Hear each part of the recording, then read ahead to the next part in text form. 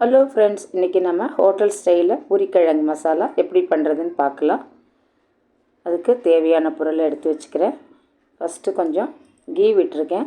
Masala leaf, இஞ்சி, பூண்டு, முந்திரி பருப்பு, சோம்பு இதெல்லாம் போட்டிருக்கேன்.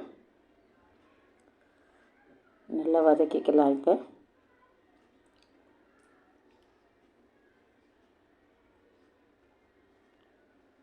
பச்சை மிளகா,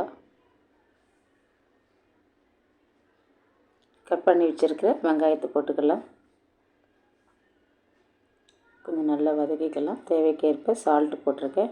வெங்காயம் நல்லா சீக்கிரம் வதங்கும். நல்லா இப்போ நான் கட் பண்ணி வச்சுருக்கிற தக்காளி போட்டிருக்கேன். 2 பெரிய வெங்காயம், 2 தக்காளி போட்டிருக்கேன்.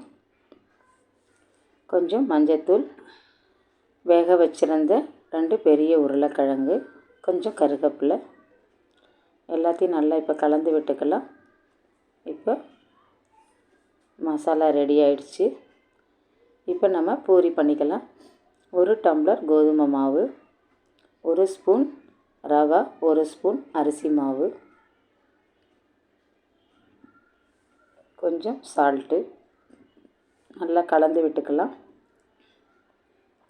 கொஞ்சம் கொஞ்சமாக தண்ணி ஊற்றி நல்லா நம்ம இதை பசைஞ்சிக்கலாம். சூப்பராக அது மாதிரி பசைஞ்சு வச்சுக்கோங்க. இப்போ சின்ன சின்ன அப்பளமாக இட்டு நம்ம பொரித்து எடுத்துக்கலாம்.